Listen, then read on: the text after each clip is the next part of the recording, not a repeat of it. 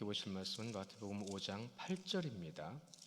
5장 8절 말씀 우리 함께 보시겠습니다.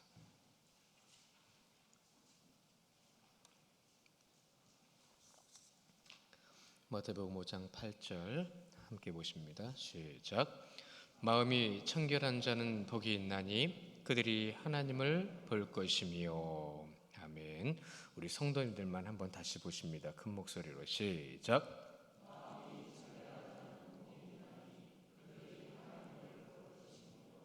아멘. 내 말씀으로 받으시기를 축원합니다. 하나님의 말씀은 내게 주신 거죠. 우리가 지금 산상수훈 중 팔복의 말씀 가운데에서 우리가 오늘 또 말씀을 보시는데 벌써 6번째까지 왔네요. 우리 3절부터 시작된 복 있는 자, 우리 같이 다시 한번 읽어볼까요? 3절부터 7절까지 시작.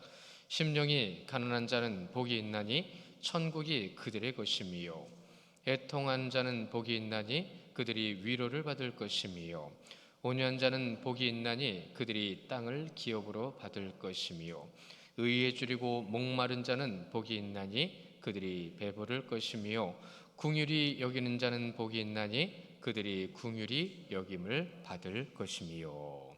아멘. 우리가 앞에서부터 지금까지 5가지의 복에 대한 말씀을 보셨는데 이 말씀 가운데 공통적인 것을 하나 정리를 해드리면 이런 겁니다. 하나님께서 우리에게 주신 이 복의 말씀은 우리의 육신의 삶을 통하여 하나님께서 주신 영, 하나님의 영으로 향하고 있다는 겁니다. 우리가 무엇을 깨달아야 되고 어떻게 깨달아야 되는지를 알게 하신다는 거예요.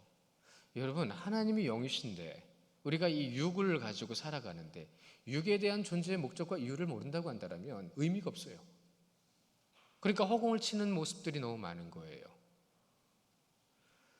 하나님의 창조, 창조의 놀라운 지혜, 그 지혜를 통해서 우리는 무엇을요? 하나님의 사랑을 알아가고 있는 겁니다. 우리 성도님들은 얼마나 아셨는지 모르겠어요. 어떻게 알아가고 계시는지 모르겠어요. 저는 우리 성도님들을 정말 많이 아셨으면 좋겠고 많이 누리시기를 축원합니다. 주님의 사랑이잖아요. 영적인 이치라는 거 어렵지 않습니다. 여러분도 충분히 고민하고 기도하고 깨달을 수 있어요. 근데 그것을 어떻게 해야 되는지 막연하게 생각하고 계셔서 그러는 거예요. 제가 양육을 하다 보면 지난주 목요일 날 또 한 기수가 끝났는데 끝나고 마지막에 식사도 하고 차도 마시면서 좋은 얘기들을 하시는데 제가 그렇게 말씀드렸어요. 시작할 때는 서로 어색하고 조금 서먹서먹해도 끝날 때 되니까 이렇게 대화를 잘 나누시네요. 그게 수료증입니다. 여러분, 종이짝에 수료장은 집에 갖다 넣어놓고 끝난 줄 아는 경우들이 너무 많아요. 하나님을 알게 되다라면 여러분의 삶에서 나타나야 합니다. 하나님을 믿는다고 한다면 믿는 하나님이 여러분의 삶을 주장하시게 해야 합니다. 거기에서 가장 중요한 것이 바로 사랑입니다.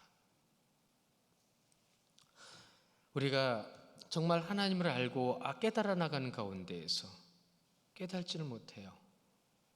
정말로 예수님께서 인간의 몸을 입고 이 땅에 오실 수밖에 없었던 그 상황까지 치달아 갔어요. 뭐 때문에요? 죄 때문에요. 인간을 넘어뜨린 죄. 그 넘어뜨리는 죄를 통해서 인간의 본분도 모르게 만들어 놨어요. 인간답게 살아가는 것이 무엇인지는 알지만 그대로 살 수 없는 존재가 돼버렸어요. 솔직히 우리 후회스럽잖아요. 내가 잘못된 거 알잖아요. 후회스럽고 잘못된 거 알면서 그걸 고치기 위해서 얼마나 노력하고 계십니까? 노력이 없는 게 문제죠. 아니요, 더 정확하게 말씀드릴게요. 여러분으로 하여금 노력하지 못하게 만드는 것이 있기 때문입니다. 그게 바로 죄입니다. 우리는 정말로 주님을 알고 주님을 따라서 가야 되는데 이 주님 앞에 죄라는 건 우리를 정욕에 세워놓는 거예요. 잘 아시죠? 육신의 정욕입니다. 육신의 안목입니다. 이생의 자랑입니다. 주님보다 그게 더 중요해요. 잘 생각해 보세요. 여러분의 삶을 잘 돌아보세요. 주님보다 여러분 중요한 게 더 많은 걸 찾으시게 될 겁니다. 여러분, 죄 때문에 그렇게 된 거예요. 인간의 본분을 잃었다라는 거죠. 그래서 하나님의 말씀을 들어도 듣지 못하고요. 그리고 또 봐도 깨닫지 못하게 돼버린 거예요. 알고는 있는데 아는 것을 삶으로 실천하고 나타내지 않으면 그걸 깨닫지 못한 겁니다. 그래서 우리는 이 영적인 것에 대해서 더 접근을 해야 되지만 접근도 못하게 만들어 놓고 관심도 없게 만들어 놓고 오히려 거부까지 합니다. 제일 그것을 선봉에 서서 우리를 방해하는 것이 바로 자기의입니다. 의. 내가 옳다는 거예요. 여러분, 하나님 앞에서 그 어떤 인간도 옳은 인간은 없습니다. 일말이라도 없습니다.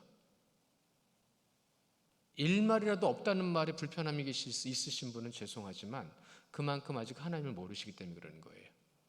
전능하신 하나님이시잖아요. 여러분을 지으신 분이시잖아요. 근데 그 지으신 분 앞에서 여러분의 삶의 모습이 어떤지를 잘 보시란 말이죠. 제가 신학교 다닐 때 전에도 한번 드린 적이 있었던 것 같은데 너무 말씀을 준비하는데 그분이 떠오르는 거예요. 신학교 다닐 때 뭘 해도 삐딱선을 타는 분이 있었어요. 뭘 해도 그래요. 그래서 항상 부정적이니까 부족한 것만 찾아요. 안 되는 것만 찾아요. 자기 마음에 안 드는 것만 얘기해요. 많은 사람들이, 많은 학생들이 공감하고 이해하고 함께 하려고 그러는데도 꼭 개밥이 도토리처럼 튀어나가가지고 뭔가를 자꾸 주장하고 불만을 터뜨려놔요. 어떨 땐 막 여론몰이도 하더라고요. 근데 참 재밌는 건 뭐냐면 여론몰이를 하면 꼭 그 사람이랑 비슷한 성향 두세 사람밖에 안 모여요. 근데도 끝까지 그렇게 해요. 두세 사람이 자기랑 같은 의견을 하면 모두가 자기 의견이나 같이 느끼고 있는 양 얘기를 해요. 기가 막힌 거죠. 그러니까 주변에서 보는 사람들은 다 알아요. 근데 자기들만 모르는 것 같아요. 참 굉장히 좀 마음이 답답했어요. 그러면서도 자기들이 대단한 줄 알고 겉으로는 있는 척 아는 척 목소리 높이 막 참 많은 사람들 힘들게 했어요. 신학교는 오전에 수업이 채플이 따로 예배 시간이 따로 있어요. 그것도 하나의 예배 공부 시간처럼 정해놨어요. 그러니까 수업하고 예배하고 수업하고 이렇게 진행이 돼요. 채플 시간에 예배를 할 때 보면 주야 주여 목소리는 커요. 저 목소리는 어디서 나오나 궁금할 때가 있었어요. 그런데 오히려 그런 모습을 보이는데 1년이 지나고 2년이 지날수록 사람들과 멀어지는 모습을 보게 됐어요. 결과적으로는 사람들과 멀어지더라고요. 왜? 아니까. 여러분 어딜 가나 이런 사람들이 있기 마련입니다. 사람이 있는 곳엔 다 비슷해요. 이런 모습이 오늘 이 말씀 가운데 분명히 비슷하게, 아니요 그 말씀의 깊이의 의미가 담겨져 있는 말씀이 오늘 말씀입니다. 마음이 청결해야 돼요. 하나님의 말씀에 귀 기울이고 순종함을 통해서 성령의 인도하심을 받아야 되는 것. 여러분 성령의 인도하심은 순종하라 하십니다. 말씀을 통해서 우리는 깨달아 알아가게 하십니다. 순종하지 않아야 아무 소용없는 겁니다. 이 놀라운 영적인 은혜를 우리에게 주셨음에도 불구하고 그 영적인 은혜에 순종하지 않아 경험하지 못한 이들도 참 많아요. 순종만 하면 능력이 나타나는데 여러분 구약의 역사가 순종하는 자에게 나타나는 놀라운 역사들이잖아요. 신약의 역사가 예수님과 함께하는 자들에게, 그분의 말씀을 따르는 자들에게 주님의 뜻이 나타나는 역사잖아요. 순종 하나만 가지고도 성경을 보면 놀라운 것들을 보게 됩니다. 우리는 어떻게 봐야 되는지 모르는 경우가 많죠. 성경을 볼 때에 우리 모든 성도님들은 정말로 주님의 말씀의 능력을 경험하시는 성도님들 되시기를 축원합니다. 말씀의 능력은 순종에서 나오고요. 그 순종이라는 것은 무엇이요? 우리를 어떻게 만들어 주시오? 우리를 어떻게 이끌어 가시죠? 결국은 신학교 졸업하고요. 그분 목사 한 수 받고 밤에 심장마비로 돌아가셨어요. 저는 그게 은혜라고 생각합니다. 목회를 하고 안 하고를 떠나서 여러분 구원은 개개인에게 있는 겁니다. 차라리 그때 하나님이 부르신 게 저는 복이라고 생각해요. 잘못 사역을 하면 어떻게 되죠? 여러분 앞에 리더가, 그래서 여러분 본헤퍼라는 신학자가 이 독일이 세계 전쟁을 이끌어갈 때 이 독일을 운전하고 있는 운전대의 기사를 없애야 된다고 그래가지고 암살하려고 그랬어요. 성공하지는 못했죠. 그것이 무엇을 의미하는지 아십니까? 운전대를 잡고 있는 사람이 핸들대를 돌리는 데 차는 갑니다. 그 안에 타고 있는 사람들은 그냥 따라가게 돼 있어요. 지도자가 된다라는 것, 앞에서 리더가 된다라는 것은 엄청난 책임감이 있는 거예요. 그런데 교회 안에서는요, 여러분 생명이 관련된 겁니다. 더 중요한 건 주의 말씀을 따라가야 되는 거예요. 여러분은 주의 말씀을 얼마나 따라가고 계십니까? 저는 계속해서 여러분에게 질문을 드리고 있어요. 주의 말씀을 따라 하나님의 은혜가 무엇인지를 알아야 되는데, 구원은 오직 하나님의 주권입니다. 그분은 그렇게 심장마비로 가신 게 복이에요. 나중에 어떤 죄를 지을지 모르잖아요. 어떤 일이 있을지 모르잖아요. 근데 하나님은 아세요. 그래서 그렇게 데려가신 게 복이에요. 그러나 주님은 분명히 말씀하시죠. 계속 기다리시고 참으시고 인내하시면서 무엇을요? 우리에게 말씀을 주십니다. 메시지를 전하세요. 우리 여러분 깨닫기를 원하세요. 진리를 안다라는 것은 무엇일까요? 여러분은 아세요. 저 밖에 있는 이들보다. 그러면 여러분이 알고 있는 것만큼 주님 앞에 무엇을요? 주의 말씀을요. 어떻게 해요? 그 말씀에 순종을요. 하나님의 뜻이 여러분의 삶 가운데 분명히 나타나기를 간절히 원한다고 할 때에, 여러분 이 팔복은 우리에게 무엇을 말씀하시는 거예요? 복 받는 삶 아닙니다. 복이 무엇인지를 깨닫게 해주시는 거예요. 분명히 말씀을 드렸어요.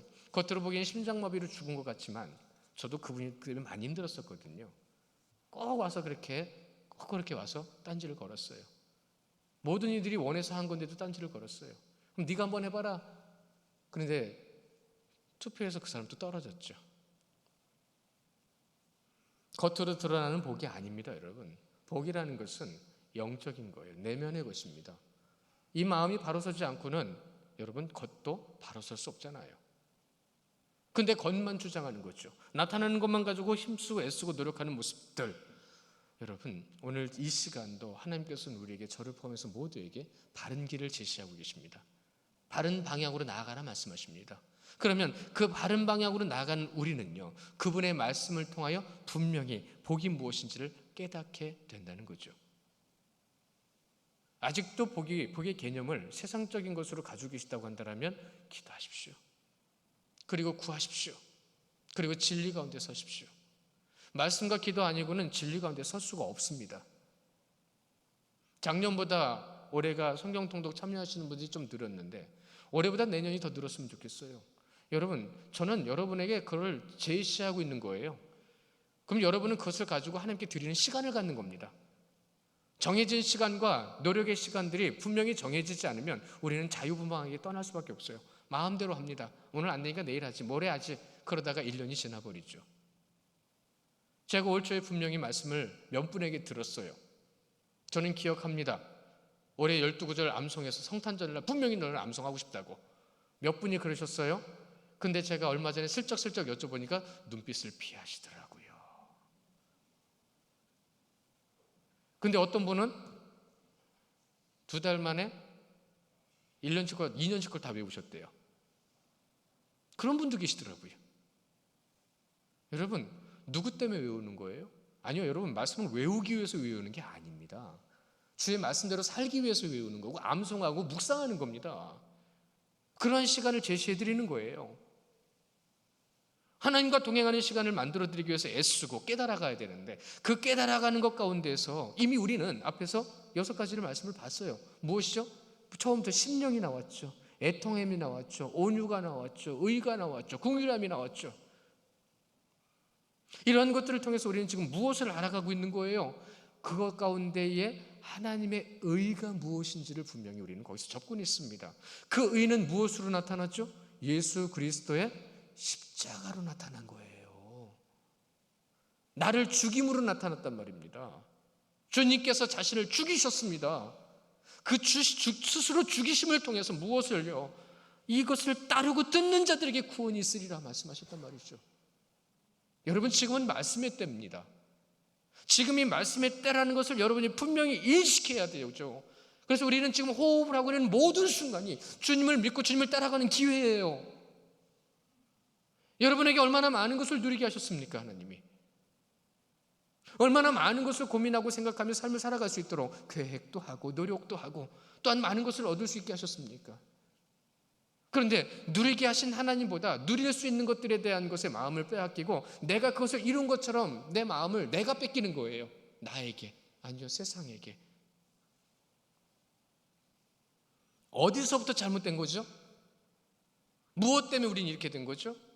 죄 때문이죠. 개인적인 겁니다. 절대적으로 개인적인 겁니다. 구원은 여러분 스스로가 하나님께서 여러분에게 맡겨주신 기회의 시간들 속에서 하나님과 깊이 동행하셔야 돼요.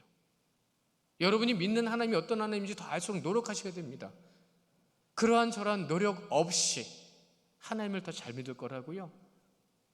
불가능합니다.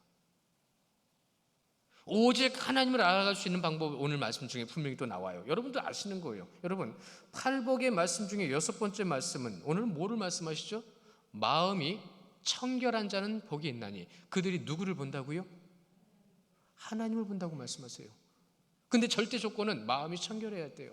그럼 마음은 무슨 마음을 얘기하는 거예요? 카르디아라고 하는 이 마음. 이 마음이라는 것은 여러분, 우리가 처음에 첫 번째로 본 심령 있죠. 푸뉴마라고 하는 이 심령과 본질적으로는 같아요.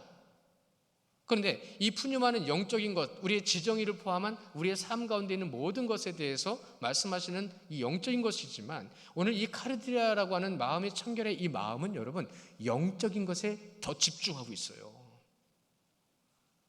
영적인 것.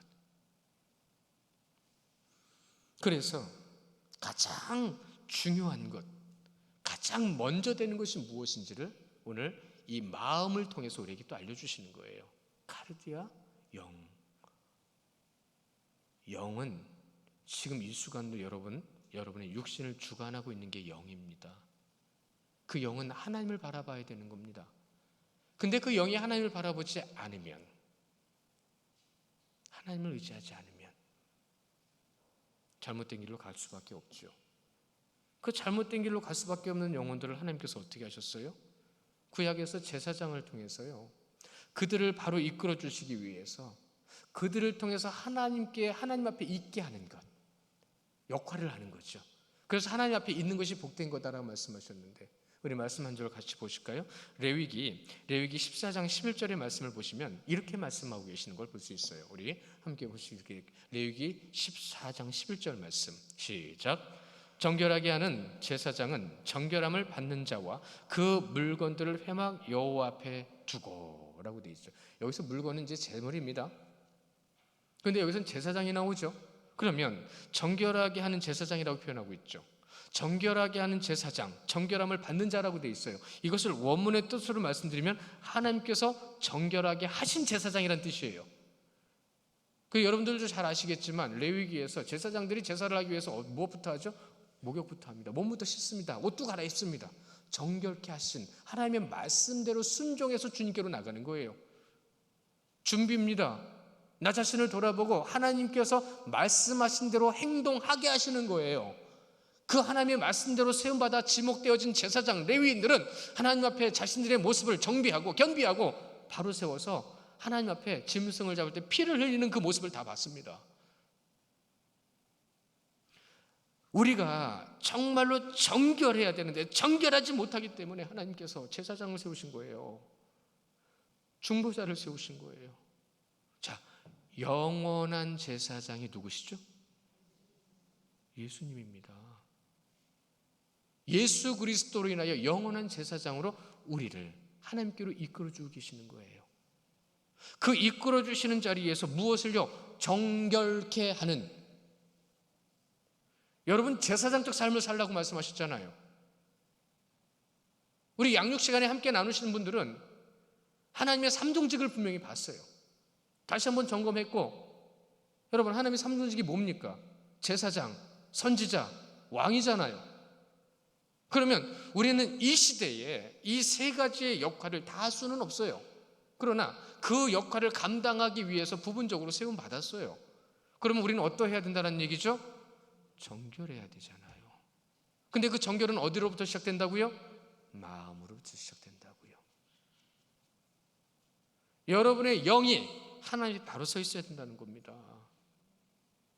지금도 하나님은 여러분에게 역사하셔서 그 영 가운데에 바로 서는 것이 무엇이고 바르게 하는 것이 무엇인지를 지금 계속 알려주고 계시거든요. 근데 그걸 왜 안 따르세요? 물론 다 안 따르는 건 아니실 거예요.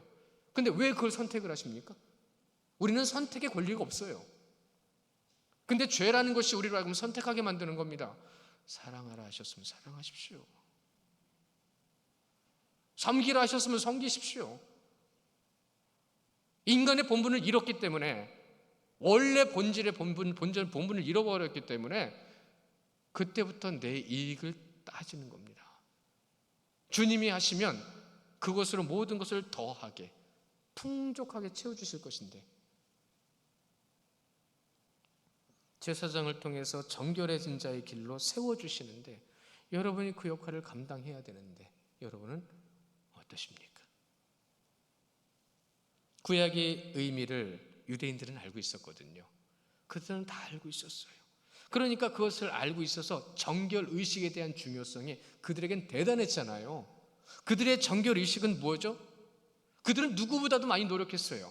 누구보다도 그 자리에 서서 그것을 이루기 위해서. 근데 변질돼 버렸어요. 계속 변질돼 가고 계속 하나님이 아닌 세상 것과 자기 것으로 눈을 옮겼죠. 본질과 멀어진 거죠. 그 본질과 멀어졌으니 오죽하면 이런 말씀을 주셨겠습니까? 빌립보서 4장 8절에 있는 말씀을 보시면 여러분 기억하셔야 됩니다. 빌립보서 4장 8절 시작. 끝으로 형제들아, 무엇에든지 참되고 무엇에든지 경건하며 무엇에든지 옳으며 무엇에든지 정결하며 무엇에든지 사랑을 받을 만하며 무엇에든지 칭찬받을 만하며 무슨 덕이 있든지 무슨 기림이 있든지 이것들을 생각하라. 아멘. 우리가 알잖아요. 이 말씀 지금 처음 접하다 하더라도 내용은 알고 있어요. 우리는 참되어야 합니다. 경건해야 합니다. 그리고 옳아야 합니다. 정결해야 합니다. 사랑, 친절, 덕, 기림, 기억하며 주의 뜻을 세울 수 있는 우리의 삶을 항상 바라봐야 합니다. 아니요, 바라보는 게 아니라 그것이 우리의 삶 가운데 나타나야 합니다. 옆에 계신 분에게 그걸 나타내고 계십니까? 옆에 계신 분이 여러분에게 나타내는 걸 경험하고 계십니까? 우리는 그 사명을 놓고 지금 주님 앞에 몸부림치고 있어야 되는 거예요. 본질을 잃어버렸기 때문에 겉으로는 하잖아요. 겉으로는 하는데 결과적으로는 어떻게 돼요? 엉뚱한 데 마음 뺏기고. 여러분, 사람을 의지하면 마음 뺏긴 거예요.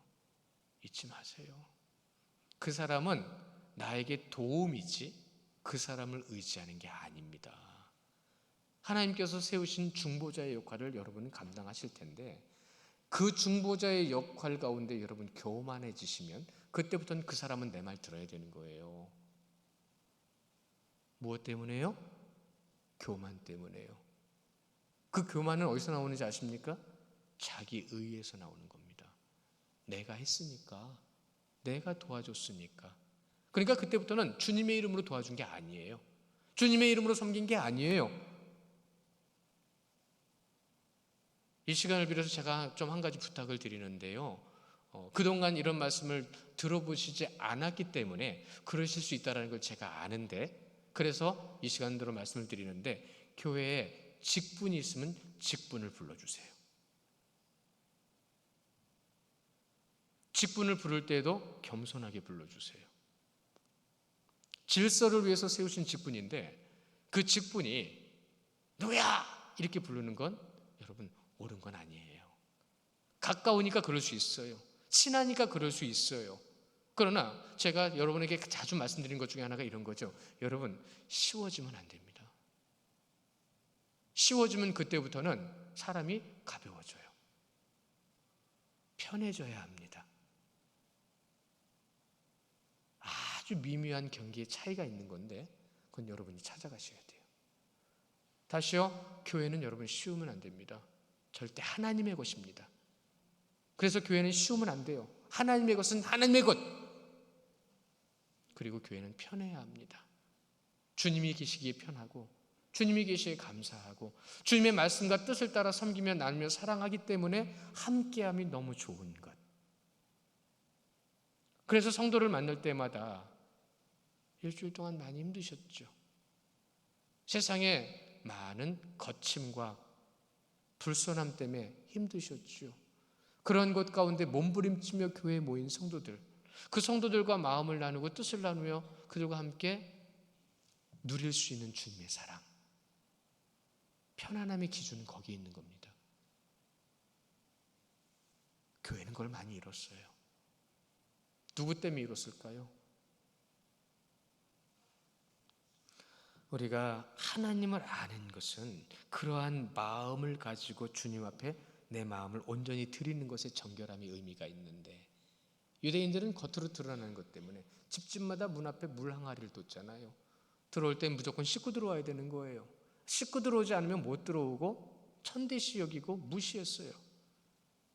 아유, 더러운 것, 이랬단 말이죠. 그래서 여러분 잘 아시잖아요. 이런 배경 때문에 예수님의 제자들이 손 씻지 않고 음식 먹을 때 뭐라고 그랬어요? 얼마나 신랄하게 질타했어요. 예수님은 가만히 놔두셨잖아요. 예수님도 가만히 계신데 왜 피조물이 난리를 치죠? 예수님도 가만히 계신데 왜 우리가 불편해야 되는 거죠? 우리는 그럴 자격이 없어요, 사실은. 오히려 그냥 가서 도와주면 되잖아요. 여러분, 그 영국에 수상이 있었던 여자 수상이 그랬었던 대처 수상으로 알고 있는데, 아프리카에, 기억나시죠? 아프리카에 귀빈이 왔어요. 아프리카는 물이 귀해요. 근데 이 영국의 전례는 그 식탁에서 손을 닦았습니다. 그래서 세숫대와 같이 조그만 걸 갖다 놓고 손을 씻게 하고, 그리고 해서 물기를 닦고, 그리고 음식을 먹게 했죠. 근데 그 아프리카에서 온 사람은 아주 이쁜 그릇에, 아담하니 요만한 그릇에 물을 이만큼 갖다 줬죠. 야, 내가 물 없는 나라에서 왔으니까 이 귀한 물을 나에게 먼저 대접해. 그걸 마셨다죠. 그러니까 대처수상이 어떻게 돼요? 같이 마셨다죠. 알고 있는 건데 다시 한번 드리는 말씀의 이유를 여러분 여기서 깨달으셨으면 좋겠어요. 그의 행동이 아니라 여러분의 행동을 돌아보십시오. 그의 섬김이 아니라 그리스도의 이름으로 쓰임받은 성도의 섬김을 보여주시기 바랍니다. 여러분 얼마나 찜찜했겠어요. 손 닦으라고 준 물을 그것도 수상이 마셨다. 대서특필이 했죠. 그러나 후에 그의 지혜가 놀랍다라고 높이 평가받았죠. 여러분 창세기부터 이미 정결한과 부정한 것에 대해서는 노아 방주 때도 말씀하셨어요. 노아 방주에 짐승을 실을 때 어떻게 구별하게 하셨죠? 정한 짐승과 부정한 짐승을 따로 구별하셨어요. 우리는 정말로 정한 것과 부정한 것에 대해서 얼마나 구별하면서 이 땅에서 우리는 구별된 삶을 살아가고 있을까요? 성경은 처음부터 지금까지 우리에게 하나님의 말씀을 온전히 전해주셨고 그것을 히브리인들은 들었습니다. 그리고 그것은 율법을 통해서 유대인들에게 전해졌어요. 전해진 그것 가운데에서 그들은 그것을 규례로 지켰단 말입니다. 그 지키는 규례 가운데에 청결한 것이 중요하다는 건 알았지만 결과적으로 마음이 청결한 자, 이 청결함에 대해서는 잘못 알고 있었다는 얘기죠. 정결함이라는 것은 카다로이라는 말인데, 이 카다로이라는 말은 제의적인 말이거든요. 제사할 때 쓰는 말이란 얘기예요. 그러니까 이 영적인 것, 하나님 앞에 바로 서 있는 마음은 어디에 있어야 돼요? 하나님 앞에 예배에 있어야 된다는 얘기입니다. 하나님을 예배하는 삶이 되어야 된다는 얘기예요. 그러면 여러분은 항상 깨어있어 눈을 열고 바라볼 때 모든 것은 어디 앞에, 누구 앞에 있는 거예요? 하나님 앞에 있는 여러분의 마음은 정말로 그 영이 하나님 앞에 바로 서 있습니까? 온전히 깨어서 주님을 바라보고 계시는 겁니다. 그렇게 나가야 돼요. 하나님께로 나올 수 없는 자들은 부정한 자들이죠. 그들은 다 죽었어요. 물로 씻어 깨끗하게 된다. 여러분 이거 중요한 겁니다. 하나님께로 나아가는 자는 씻어야 된다는 거예요. 그 죄를 씻어야 된다는 중요한 의미도 담고 있어요. 그 씻어야 된다는 것을 하나님께서는 우리가 이해하지 못하고 항상 잃어버리니까 어떻게 하셨어요? 의식으로 주셨어요. 제례로 주셨어요. 규례와 율법을 통해서 그것을 지키는 자들의 가장 중요한 핵심은 순종이 있죠. 지키는 자들을 주님께서 맞아주셨단 말이죠. 그 제사를 받아주셨단 말이죠. 그 제사를 받아주시는 그 행함에 목적이 있는 거지. 그것이 행함으로 완전히 돌변해버렸어요. 행해야 돼. 왜 행해야 되는지는 얘기 안 하고 그것을 해야 돼. 다시 한번 말씀드립니다. 여러분이 예배하기 위해서 이 자리에 앉아 있는 것이 중요한 게 아닙니다. 이 자리에 왜 있는지를 여러분이 아셔야 됩니다. 저 때문에 계신 거 아니에요. 하나님께로 나와 예배하기 위해서 예배의 네 가지 중요한 요소 뭐라고 그랬죠? 처음에 말씀이라고 그랬습니다. 두 번째 뭐라고 했죠? 기도라고 그랬습니다. 세 번째 뭐라고 했죠? 섬김이라고 그랬습니다. 아니요, 찬양이라고 그랬습니다. 가장 중요한 게 뭐죠? 나중에 이 모든 것을 통해서 섬김이 있는 거죠. 다시 정리해 드려 볼까요? 말씀과 기도가 있는 자는 하나님을 찬양할 수밖에 없어요. 하나님을 찬양하는 자의 삶은 섬길 수밖에 없습니다. 누구의 이름으로요? 누구의 뜻을 담아 주님의 사랑이 여러분의 가운데 풍성하시기를 축원합니다. 주님의 사랑이 없는 것은 의미가 없어요. 그렇습니다. 하나님께서는 사랑하는 자들이 하나님께로 나오는 방법을 알려주셨습니다. 그 제사를 통해 순종하는 자들, 그 순종함의 자리에서 구원의 완성이 이루어지는 과정을 따라가게 하셨어요. 마음을 들여야 되죠. 죄가 얼마나 엄중한 거예요. 여러분, 죄가 얼마나 엄중한 거예요. 그래서 짐승을 죽여야 했습니다. 그 피를 다 흘려보내야 했습니다. 그리고 그 피를 그 짐승을 끌고 온 이에 엄지손가락과 엄지발가락에 또한 사방에 조금씩 뿌려가면서 이것이 네 죄다, 죄의 결과다. 그러나 하나님께서는 이것을 받아주셨다. 왜? 그분의 말씀대로 했으니까요. 고린도후서 9장 7절 말씀 우리 같이 보기를 원하는데요. 고린도후서 9장 7절 시작. 각각 그 마음에 정한 대로 할 것이요 인색함으로나 억지로 하지 말지니 하나님은 즐겨내는 자를 사랑하시느니라. 아멘. 여러분, 억지로 하지 마세요. 남들이 하니까 하지 마세요. 여러분에게 하나님께서 주신 감동대로 하십시오. 감동. 주님이 너무 좋아요. 나는 주님께 이렇게 하고 싶습니다. 막 걸면 안 돼요. 여러분이 정말로 하나님을 사랑하고 하나님을 의지한다고 한다면 하나님 앞에 여러분은 마음을 정하게 될 겁니다. 나 이렇게 하고 싶어. 이렇게 할 거야. 헌금의 금액의 크기 자기가 중요한 게 아니라 정말로 기쁨으로 드릴 수 있는 것. 여러분, 사랑하는 사람에게 뭘 해도 기쁘잖아요. 근데 하나님께는 뭘 해서 여러분 기쁘십니까? 정말로 하나님 앞에 나아가는 여러분의 모습이 구약의 제사든 이 신약의 이후의 예배든 이 모든 것은 똑같이 적용되고 있어요. 그러니까 짐승 끌어올 때 흠 있는 거 끌고 가서 제멋대로 하고 그랬던 거예요. 그래서 과부의 두 랩도는 비록 자식이 살기를 원하는 강요 때문이었지만 그는 정말로 하나님 앞에 간절함이 있었습니다. 모든 것을 다 드릴 만큼 간절함이 있었습니다. 내가 사랑하는 주님을 향해서 정한 대로 하라고 하셨습니다. 그 정한 대로는 인간의 본질을 잃은, 이성을 잃은 자들은 이제 자신의 이익으로 돌아섰죠. 어떤 목적에 의해서든 여러분, 헌금은 강요되면 안 됩니다. 현대교회에 강요된 헌금이 얼마나 많은 줄 아십니까? 그 죄악된 모습이 얼마나 무서운 건지 깨닫지 못하고 있습니다. 정한 대로 주님 앞에 감동되어지는 대로 하십시오. 힘에 지나도록 하실 때도 있을 겁니다. 주님이 원하시면 내가 그것을 하나님 앞에 드리고 싶으면 하셔도 돼요. 그러나 하나님을 속이지 마십시오. 주님을 속이지 마십시오. 거칠어로 하지 마십시오. 구약의 말씀에서 명령하신 것은 청결함이라고 그랬죠. 마음이 청결한 자, 그 청결함을 여러분 지금 찾으셔야 돼요. 그것이 무엇인지 이해하셔야 돼요. 무엇이든지 그것을 여러분 이제 받아서 하나님 앞에 내가 드리고자 하는 그 마음이 어떤지를 분명히, 그래서 그 어떠한 것에도 여러분 섞이지 않는 순수, 이것이 청결함이라는 뜻이거든요. 그런데 여러분 잘 기억하셔야 돼요. 우리가 정말로 어떠한 것으로도 섞이지 않고 주님을 향한 내 순수한 마음, 그러니까 성경에도 말씀하시잖아요. 씨를 뿌릴 때에 섞지 말라고 하셨죠. 옷을 만들 때도 두 가지 재료로 직조하지 말라고 하셨죠. 그것은 그렇게 하지 말라는 의미가 있는 겁니다.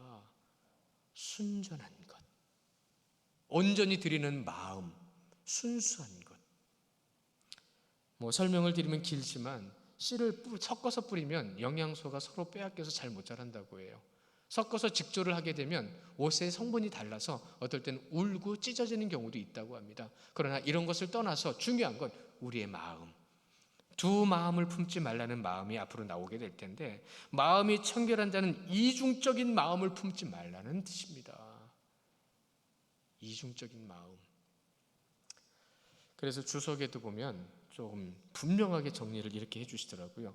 부정한 자의 눈에는 왜곡된 하나님, 즉 자신이 원하는 하나님이 보일 뿐 참 하나님은 결코 보이지 않는다.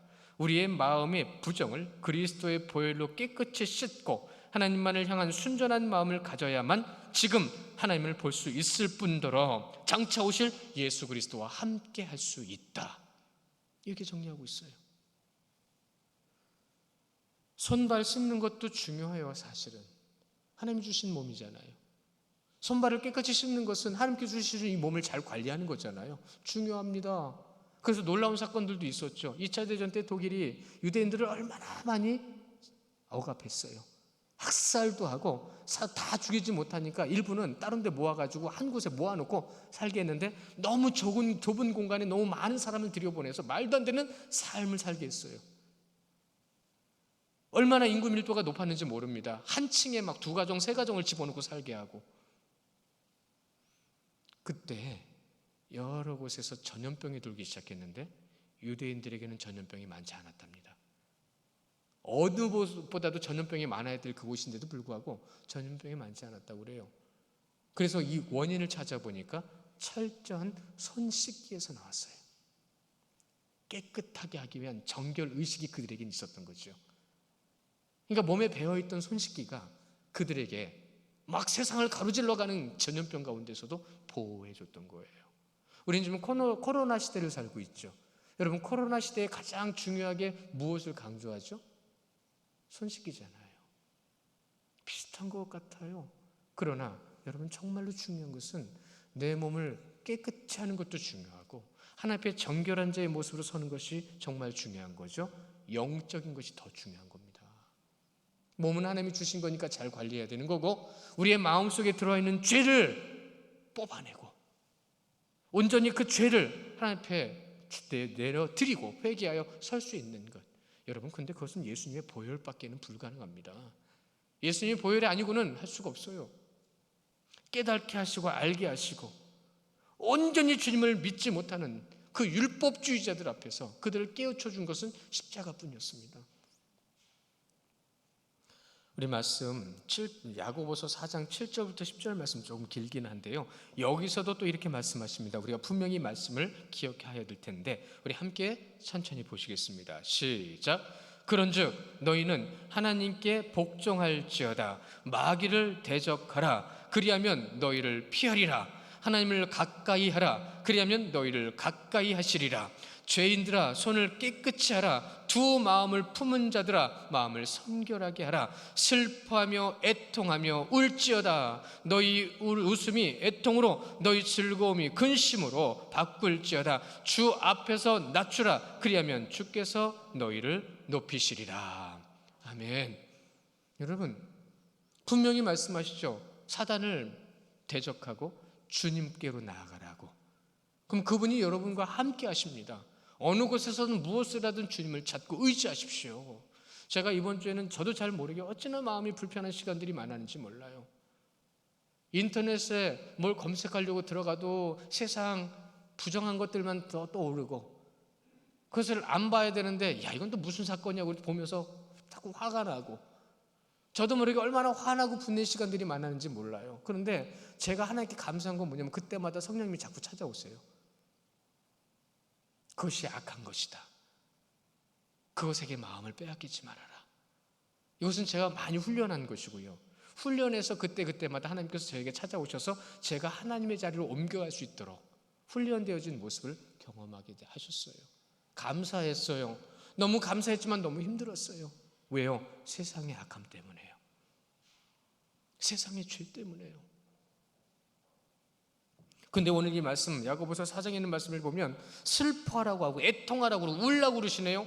근심하라고 하시네요. 이것은 여러분 그렇게 하라는 게 아니라 우리가 앞에서 봤던 심령과 애통함과 온유함과 의와 긍휼함의 의미와 똑같은 겁니다. 누구를 위해서요? 영혼 구원, 예수 그리스도의 십자가를 붙들고 주님 앞에 근신하라는 겁니다. 그렇게 해서 주님 앞에 너희 자신을 낮추면 주님께서 여러분을 높이실 줄 믿으시기 바랍니다.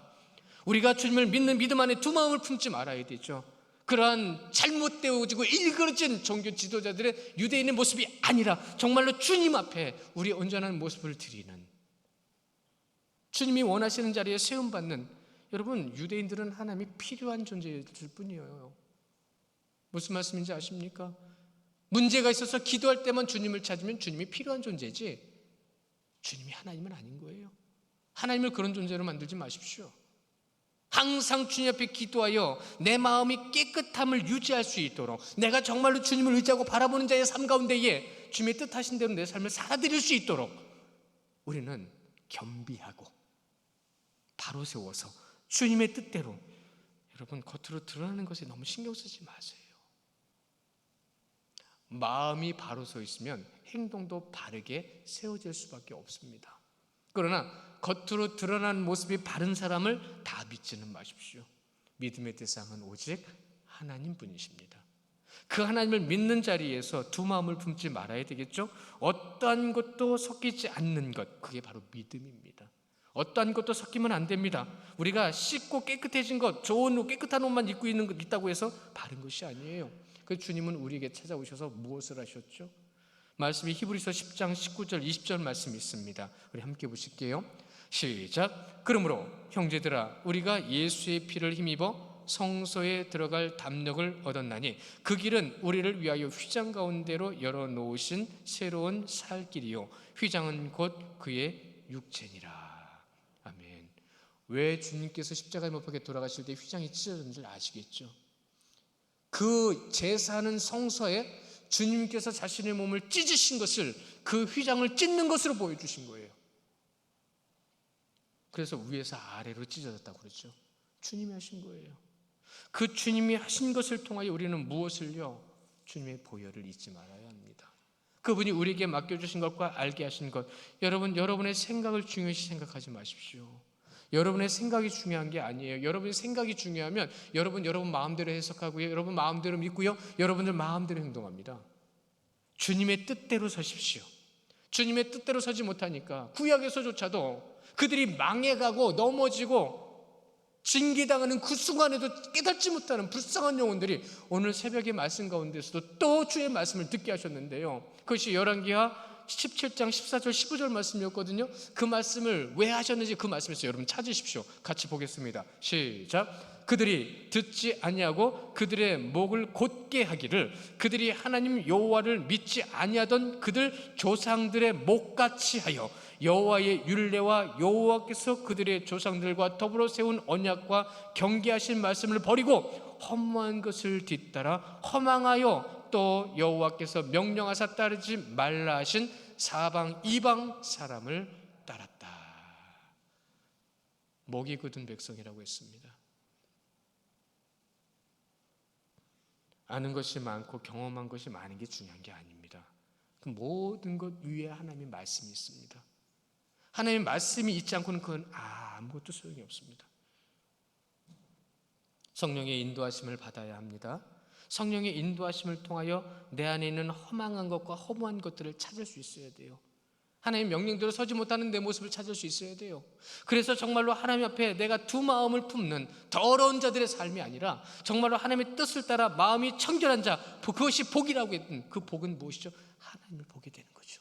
하나님을 만나게 되는 거죠. 하나님의 인도하심을 받게 되는 거죠. 하나님의 인도하심을 받는 우리의 삶은 영적인 삶인 것을 고백할 수밖에 없습니다. 그 영적인 삶을 고백하는 그 자리에서 믿음의 확신은 더하게 되겠죠. 능력은 더 많이 나타나겠죠. 요한복음 12장 45절입니다. 여러분 신약에 던 이미 예수님을 봤어요. 말씀 같이 보실까요? 12장 45절 시작. 나를 보는 자는 나를 보내신 이를 보는 것이니라. 아멘. 그의 말씀, 그의 보내신 이를 믿는 자는 영생을 얻고 사망에 이르지 아니하나니 사망에서 생명으로 옮겼느니라. 심판에 이르지 않으신다고 하셨어요. 그분의 말씀을 믿고 그분을 따르면. 또한 우리 잘 아는 말씀이죠. 고린도전서 3장 16절 시작. 너희가 하나님의 성전인 것과 하나님의 성령이 너희 안에 계신 것인 줄 알지 못하느냐. 이미 우리는 주님을 경험하고 있습니다. 이미 주님과 함께하고 있습니다. 그럼 여러분 안에서 인격적으로 바른 이성 가운데 여러분을 깨우쳐 주시고 주시는 말씀을 따라가시는 성도님들 되시기를 축원합니다. 사랑하는 성도 여러분, 우리는 이미 주님을 경험하고 있습니다. 여러분의 마음에 바른 것과 온전한 것을 바라보게 하신 그 마음 이미 경험하시는 거예요. 믿음을 주셨으니까 그 믿음 안에서 이제는 성령의 놀라우신 뜻을 경험하는 성도님들이 되셔야 합니다. 순종에서 나타나죠. 하나님의 감동을 따라야 하나님께서 주신 놀라운 은혜와 사랑을 누릴 수 있다는 것 우리는 알고 있습니다. 땅의 것이 아니라 하나님의 것으로 삶을 살아가게 하셨잖아요. 누리시는 성도님들 되십시오. 그것을 인하여 정말로 말씀, 기도, 모든 것이 찬양하는 삶, 모든 것이 주님의 그 가신 길. 여러분, 주님은 죽으셨어요. 우리를 위해서 죽으셨어요. 그럼 우리는 죽는 신용이라도 해야 되는 거 아니에요? 주님이 가신 그 길을 따라가는 것 가운데 주님을 더 닮아가야 되는 거 아니에요? 그래서 이 땅을 다스리시는 하나님의 뜻을 알게 하시고 그 통치를 경험하게 하시는 하나님, 우리는 그 하나님이 주신 감동과 기쁨과 은혜와 사랑 가운데 삶을 살게 하신 것처럼 이 한 주간의 삶 가운데서도 누리고 전하고 함께하는 여러분들 되시기를 주님의 이름으로 축원합니다.